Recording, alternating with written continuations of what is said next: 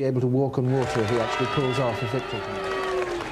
So, Mrs. Thatcher, we leave Ron Hayward for the moment. Mrs. Thatcher comes out, dressed in the most brilliant blue. We're just reserving judgment. Are you still cautiously optimistic? Yes, just cautiously. You are cautiously optimistic. Yes. You hear the polls are in your favour, Mrs. Thatcher. Thank you. The polls are in your favour.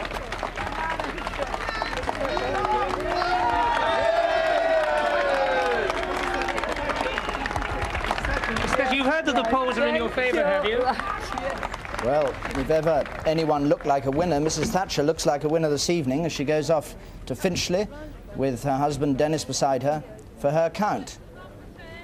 I don't know whether she must have heard the results of what our computer was saying and the results of what other people's computers have been saying, and no doubt the results, perhaps the things that would influence her most, of her own reports from the constituencies, from her party workers standing outside every count, outside every polling station, checking who's gone in and whether they've got the vote out and all the other things that they need. And maybe it's a good moment in the sight of Mrs. Thatcher radiant in... Do better in the closing stages of an election, in which case I should think she'll be in with a comfortable majority. Could I just interrupt you for a second and go to Mrs. Thatcher, arriving at Finchley, which is her constituency, with her husband to be greeted by a mob of media men, including our own Michael Charlton. Well, how's morale, Mrs. Thatcher? Oh, it's all right. We hope to hold my seat. Is it all right? Well, I'm sure you'll hold yours. I am feeling confident. You know, the result's already decided. It's just that we don't know what it is. And I'll wait until I know. But you said yesterday you were... Of course, I'm always a fraction nervous. You said yesterday you were cautiously optimistic. That's just about right. Are you more cautious or more optimistic? No. Just cautiously optimistic. Hello, Mr. Thatcher. What sort of a day has it been for you? Pretty hard work, as all the last 3 weeks, hasn't it?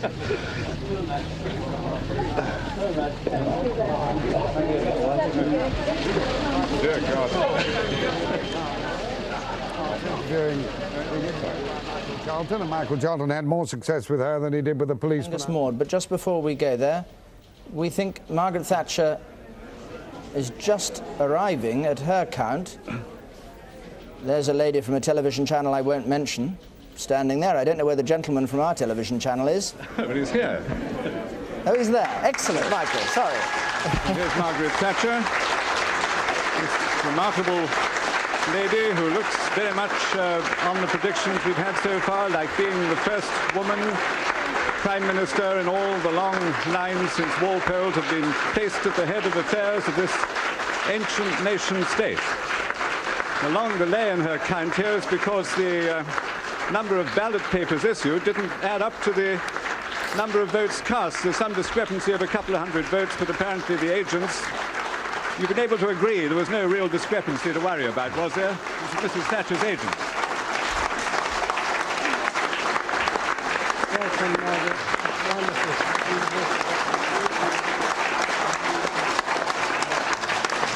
Well, it's been a tremendous night for her, as the mayor is about to announce the result of Mrs. Thatcher's poll here at her seat in Finchley. Ladies and gentlemen, result of parliamentary election 3rd of May 1979, constituency of Barnet, Finchley division.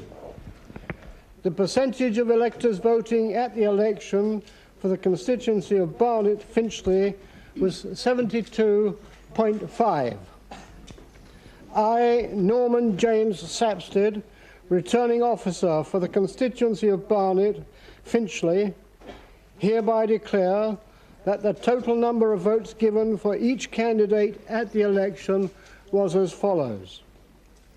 Elizabeth Lloyd, Independent, 86. Richard George May, Labour, 13,040.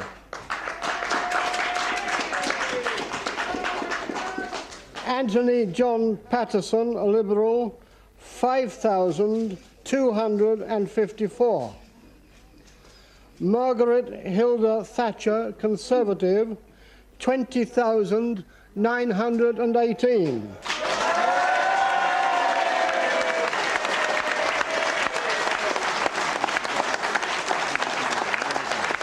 Thatcher's doubled her majority here since last time. William Stokes Verity, National Front, 534. And I declare that the said Margaret Hilda Thatcher has been duly elected to serve as Member of Parliament for the said constituency. Congratulations, Margaret. Here she is, a lady who looks like walking with destiny here tonight.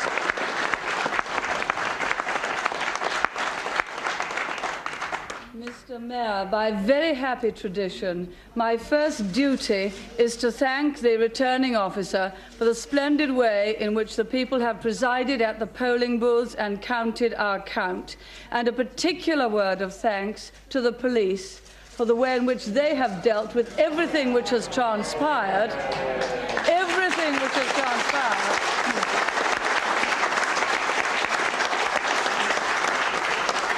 in what for obvious reasons turned out to be rather more than a strictly local election. I'd also like to thank my own supporters very much indeed. They have fought marvellously and I think will quite miss the scent of battle. May I commiserate with my opponents. I know what it's like sometimes to be on the losing side, but you know, if you go to other seats, things might change. And I'm sure that you will also have found enormous support from your own supporters and take great comfort in some aspect of the result.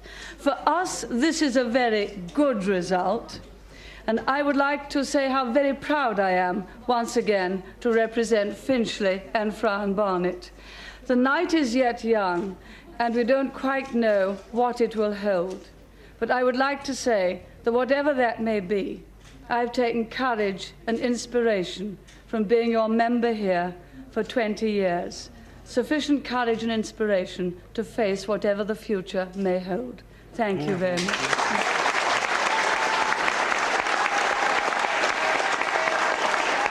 So there are the full figures for Mrs. Thatcher's result. A smaller swing to the Conservatives than some other places in the London area, 4.7%, but a very handsome majority for the person who looks like being the first woman Prime Minister of Britain, certainly speaking there, as the result was declared, in a very generous way about her opponents and talking about the challenge that she thought she would face.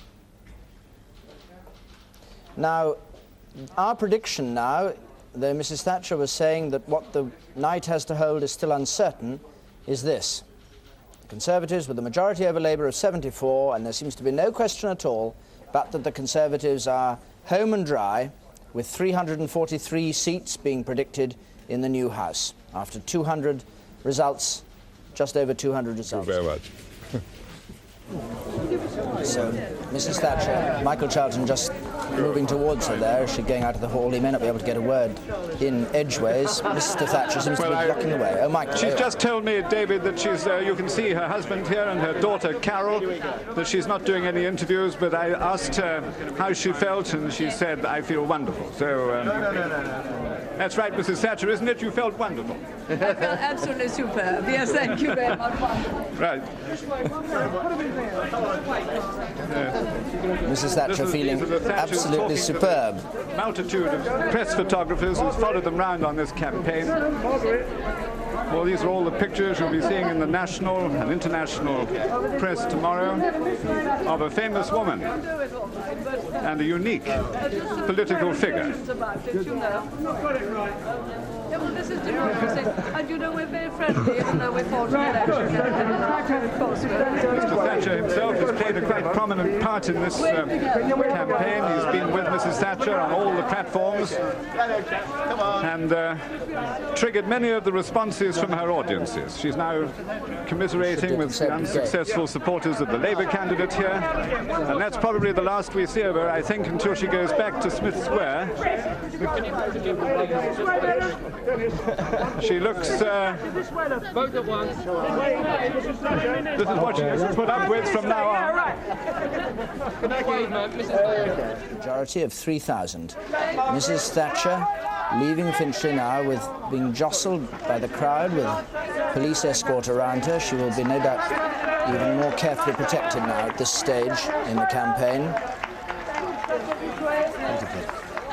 getting into her car, and we think she'll now go to the Conservative Party headquarters in Smith Square. Her husband trying to clear a way for himself before the car leaves there. So we should be seeing Mrs. Thatcher next among jubilant party workers down in Smith Square. At least if she sticks to the plan that she had at the beginning of the evening, that's what she'll be doing. And she must know now that she is safely home and dry. Good luck, Maggie! Good luck, Maggie!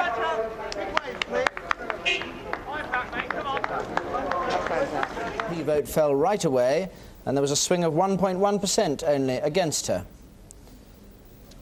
Now we're waiting for Mrs. Thatcher to arrive down at Smith Square.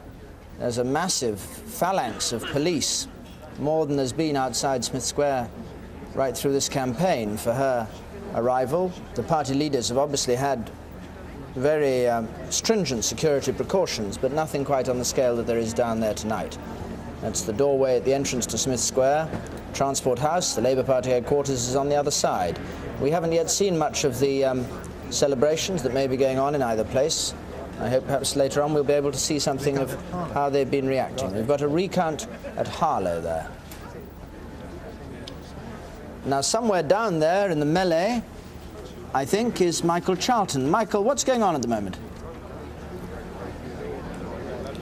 Or maybe it's not Michael Charlton, maybe it's Richard Kershaw. Richard, are you down there? Yes, I'm standing out in the front. It's a very cold night, but there's an enormous crowd here. I would ask you to wave if we could see you, but I can't quite spot you. I'm waving a pair of keys, because I'd like to be warm in my car. But there's a large number of police. We don't know exactly when Mrs. Thatcher's arriving. We hope it will be soon. There's a very lively mood inside the central office. If you turn round, Richard, towards us, we'll be able to see you too. I don't know which camera you're looking at me with. That's the one. That's the one. I was gazing gently at the one on the hoist in the background.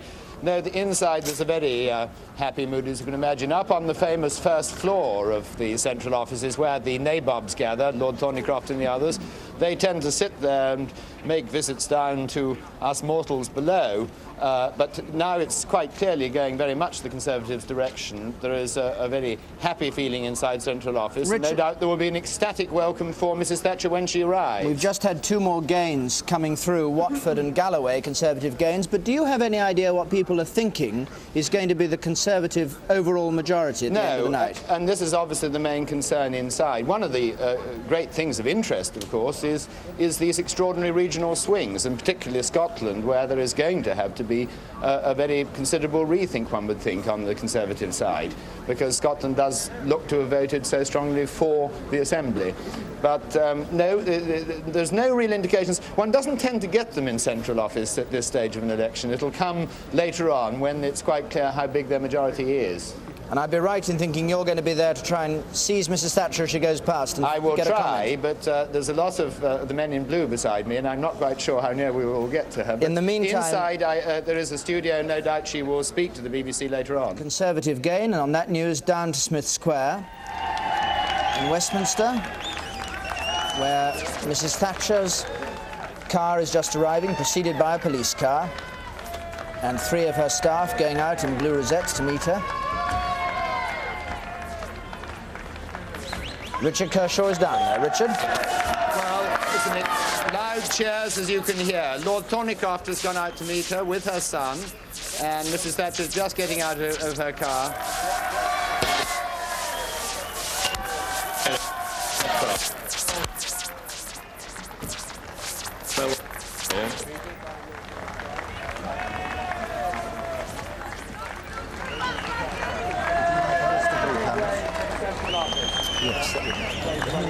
How do you feel, Mrs. Thatcher? How do you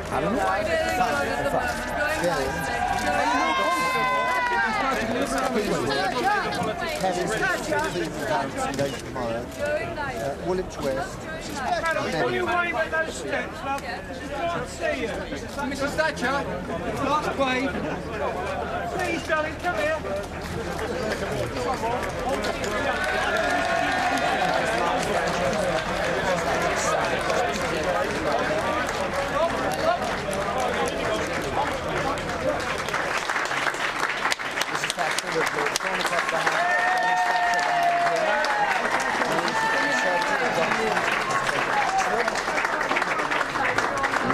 Thatcher being applauded by Tory party workers. They've been working flat out for the past 4 weeks on this campaign, and tonight, traditionally, as they do at Transport House, they watch the results on television, and if they're lucky and if they're on the right side, get a decent drink from the people they've been working for all this time. Lord Thornycroft follows Mrs. Thatcher up the stairs. We hope at some point we'll be able to.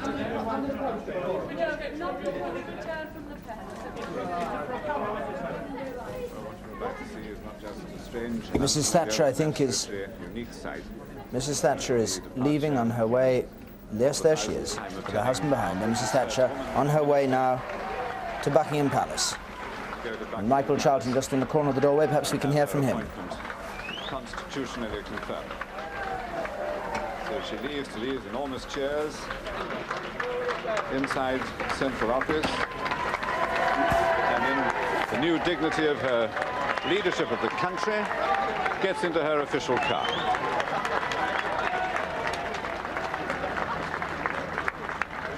With her was her husband, Dennis Thatcher, driver of the car, George Newell, has been her driver as leader of the opposition, will be her driver as Prime Minister, and was also Edward Heath's driver.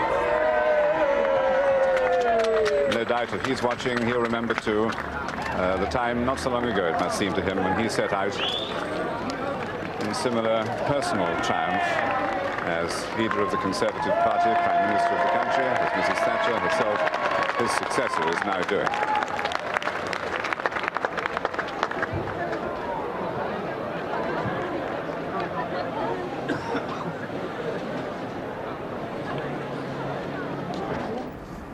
Mrs. Thatcher, a moment or two ago, in the black Rover there, with the flashing indicator light, waved at by the crowds, going into Buckingham Palace to kiss hands with the Queen on her appointment as the first woman Prime Minister of Great Britain.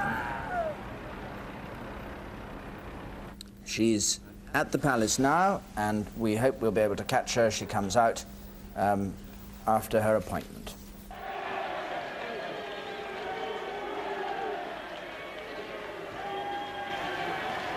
Good afternoon, Prime Minister.